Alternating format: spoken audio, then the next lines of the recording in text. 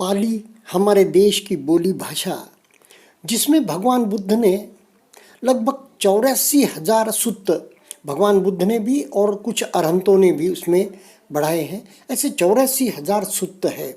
उनमें से कुछ, वैसे तो गुरुदेव कहते हैं ना कि एक गाथा 2 लाइनें बस हो जाती है, 2 लाइनें सुनी और धर्म जाग जाता है। लेकिन उसके लिए पुण्य पारमी चाहिए, पुरानी पुण्य पारमी हो तो सिर्फ एक गाथा सुनी और सोतापन, सगदागामी, अनागामी, अरहंत, निब्बाण की यात्रा पूरी हो सकती है। जैसे कि महामोगलान, सारिपुत्र जी, आनंद, या फिर हम कहें कि हमारे महाराष्ट्र गया दारूचिरी, जो सन्यासी गया भगवान बुद्ध को ढूंढते हुए। तो इस प्रकार, लेकिन पटिच्च समुप्पाद, यह जो सूत्र है भगवान ने अनुभव किया उनके, और इसी द्वारा सम्यक संबोधि उन्हें प्राप्त हुई। यही सम्यक संबोधि है जो भगवान बुद्ध को प्राप्त हुई। तो इस विषय में हम कुछ और आगे बढ़ेंगे। पटिच्च समुप्पाद, प्रतीत्य समुत्पाद बुद्ध की शिक्षा का मूलभूत तल या पद है। इसके महत्व पर जोर देते हुए बुद्ध ने कहा, यो पटिच्च समुत्पाद पश्यति सो धम्मं पश्यति, यो धम्मं पश्यति सो पटिच्च समुत्पाद पश्यति। जो प्रतीत्य समुत्पाद देखता है वह धर्म को देखता है, जो धर्म को देखता है वह प्रतीत्य समुत्पाद देखता है। इतना इस सूत्र का महत्व है। सूत्र का प्रतीत्य समुत्पाद व्याख्या करता है कि संसार बार बार जन्म लेने की प्रक्रिया कारण और परिणाम की अंतर संबंधित कड़ियों से जुड़ा है। यह इस श्रृंखला को तोड़ने और इस प्रक्रिया का उन्मूलन करने का तरीका भी उद्घाटित करता है। यह संसार है दुख सागर, जैसी कि बुद्ध ने व्याख्या की है। उन्होंने कहा, इस प्रक्रिया की भयावहता का सम्यक बोध करते हुए, भली प्रकार तृष्णा को इसका मूल समझते हुए, तृष्णा और आसक्ति से मुक्त होते हुए मनुष्य को अनासक्त जीवन जीना चाहिए। उन्होंने कहा कि ऐसा मार्ग अति लाभकारी होगा।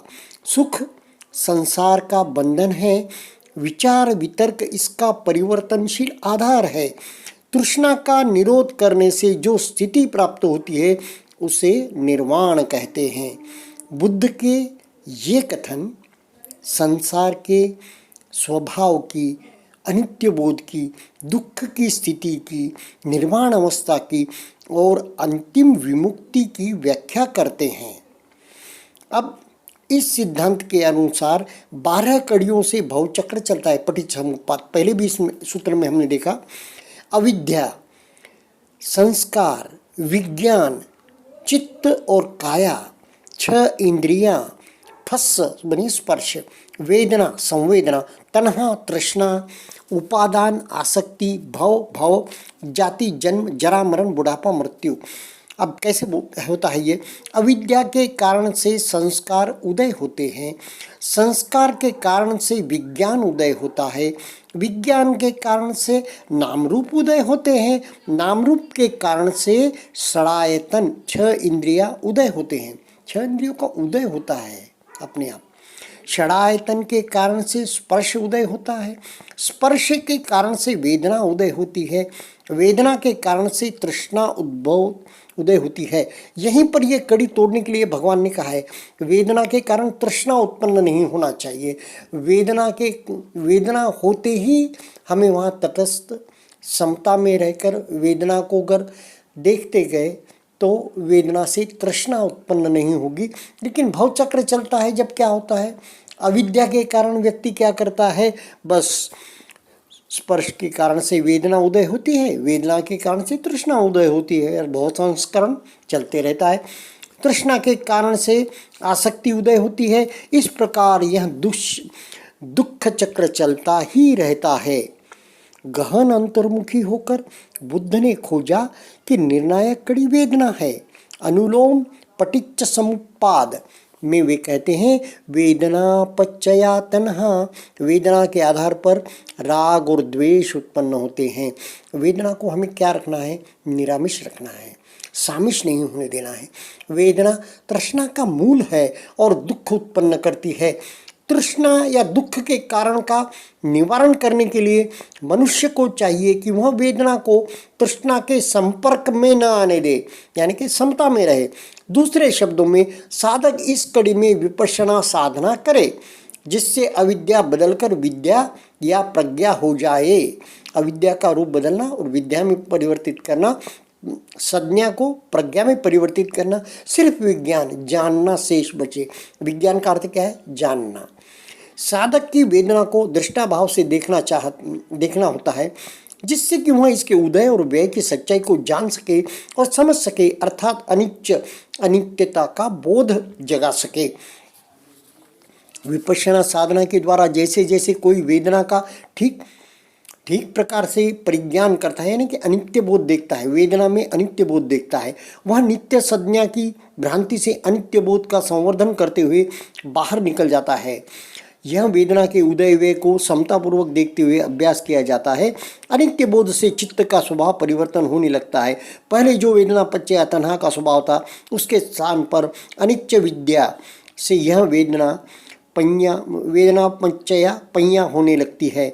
जैसे जैसे प्रज्ञा दृढ़ से दृढ़तर होती जाती है, स्वभावतः संज्ञा और इसके साथ तन्हा तृष्णा निर्बल होती हुई क्षीण होने लगती है। अविद्या के आधार पर दुखों के संवर्धन की प्रक्रिया अब विद्या के आधार पर दुख निरोध की प्रक्रिया बन जाती है। जैसे जैसे यह प्रक्रिया चलती रहती है, एक समय आता है जब वेदना और तन्हा का पूर्ण निरोध हो जाता है। वेदना निरोधा तन्हा निरोधो, संवेदना के निरुद्ध होने से राग द्वेष का निरुद्ध होता है।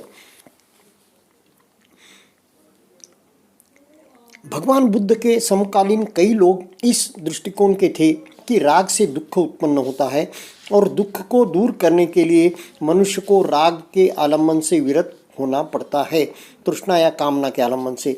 अनासक्ति की अवस्था प्राप्त करने के लिए बुद्ध ने भिन्न प्रकार से समस्या का समाधान किया।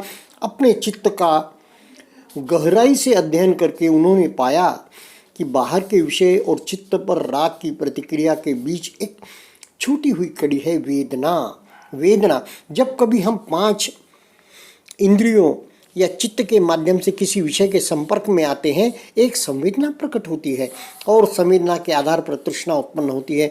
यदि संवेदना सुखद है तो हम उसे बढ़ाए रखने के लिए राग करते हैं, और यदि वह दुखद है तो हम उससे छुटकारा पाने की इच्छा करते हैं।